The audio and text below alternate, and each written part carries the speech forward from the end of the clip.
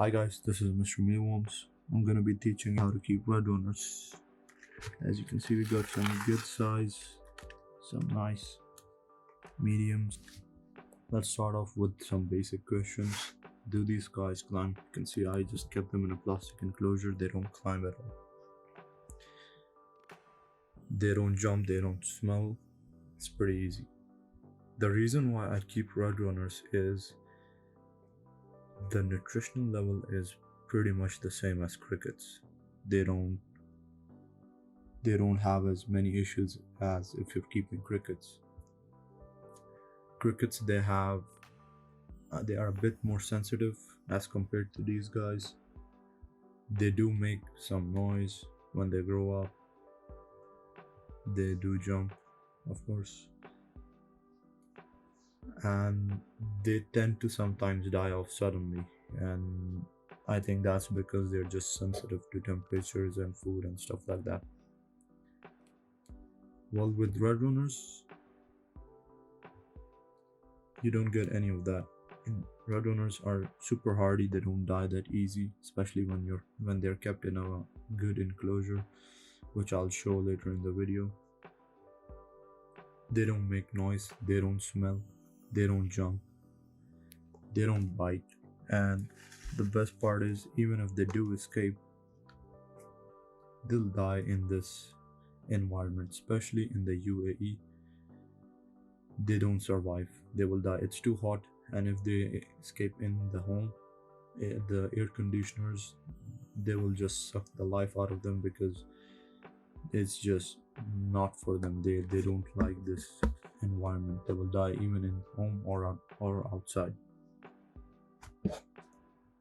Well, a lot of people ask me, how do I feed my pets, these red runners? I just basically use a small plastic container to feed my pets, like leopard geckos, crested geckos, bearded dragons. You take a container, you scoop them up, and you can just put them in the enclosure. After you put some calcium dust and powder in here, you can put some and shake it up, feed the pets, all done.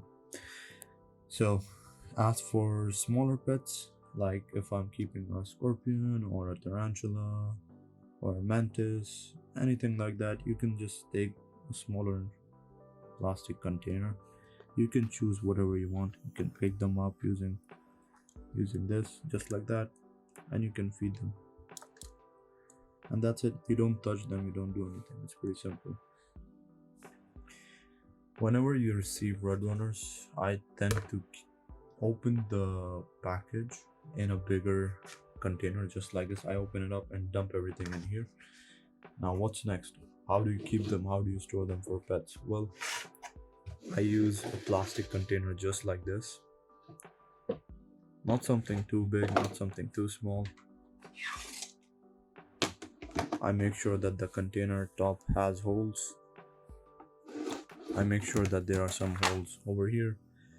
Well, I made these holes using a fork, heated it up, and just poked some holes in the corner. Same with the top. Put in some egg cartons. I already put some red runners in here. You can put in some dry food in the corner, and you can feed them vegetables and food every other day, and that's pretty much it. Once they finish up this dry food, you can put in more. You can use a mixture of dry foods, like you can use fish flakes, you can use different grains, like you find them in the stores every now and then. You can use some pigeon food, you can use whatever you like, anything dry and that has some nutrition. You can feed them. You can even use dog food and cat food mixed in, but just make sure that it's not too much. Just a little bit is plenty for them. A handful is plenty for them. Once they finish that up, then you can put more dry food. You can take a container which you already put your red runners, you can dump them in, and that's pretty much it. Simple. You can put in fruits on top of the container. It's easier. You can use in like you can use carrots, you can use apples. That's primarily what I suggest people to use. It's pretty easy to use as well. You can change that piece of carrot or piece of apple every other day, and that's pretty much it. You can keep them just like this, super simple.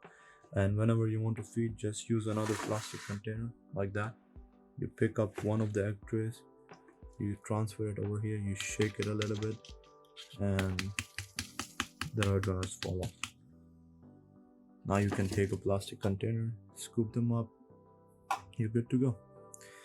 So I hope I have answered most of your questions, and let me know if there's anything else I'd love to answer.